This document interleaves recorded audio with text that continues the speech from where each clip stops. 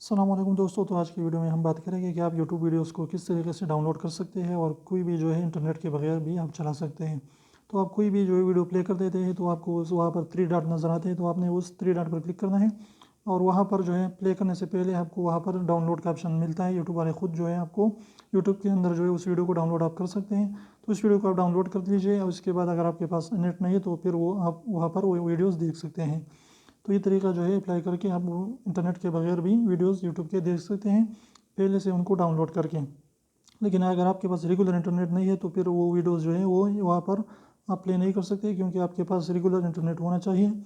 29 दिन तक जो है तकरीबन वो वहाँ पर पड़े रहते हैं, इससे ज़्यादा भी रहते हैं, लेकिन अगर आपके पास रेगुलर इंटरनेट है तो उम्मीद करता हूँ छोटी सी वीडियो आपको पसंद है। वीडियो पसंद है तो प्लीज़ वीडियो को लाइक कर दीजिए, चैनल को सब्सक्राइब कीजिए, बेल आइकन को भी प्रेस करें ताकि हमारे न्यू नोटिफिकेशन आप तक आती रहे।